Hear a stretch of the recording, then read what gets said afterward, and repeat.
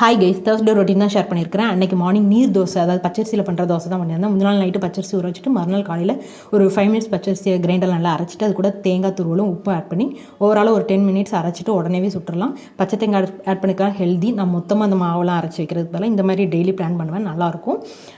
And also வாசமாகவும் இருக்கும், டேஸ்ட்டாகவும் இருக்கும். இது வந்து சுடுறதுக்கு ஈஸியாக தான் இருக்கும், கிறிஸ்பியாக இருக்கும். ஸோ பாப்பாவை சுட சொல்லியிருந்தேன். அன்றைக்கி நானும் ஹஸ்பண்டும் வெளியில் போகிட்டு இருந்துச்சு. அவள் தான் சுட்டா கொஞ்சம் பிஞ்சு பிஞ்சு வந்து இருந்ததுனால அவளை திட்டி விட்டேன். அப்புறம் அவளை நீங்களே சுடுங்கன்னு சொல்லிட்டு போயிட்டான். நான் சுட்டு பார்த்த பிறகு தெரிஞ்சு தேங்காய் ஏதோ அதிகமாகிட்டு அது சரியாக வரல. அப்புறம் பாப்பாட்ட நான் ஏன் மேலே தான்மா தப்பு, சாரின்னு சொன்னேன். சரி ஓகேம்மா நீங்கள் கிளம்புங்க, நான் சுடுறேன்னு அவளே சுட்டு தந்துட்டா.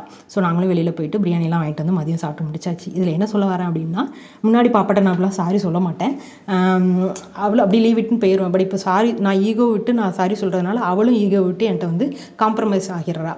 பிள்ளைங்கிட்ட ஈகோ பார்க்காம இருந்தால் அவளும் நம்மகிட்ட ஈகோ பார்க்காம எதுனாலும் நல்லா ஷேர் பண்ணுவாங்க. நீங்கள் எப்படிங்கிறத கமெண்ட்டில் சொல்லுங்கள். தேங்க்யூ.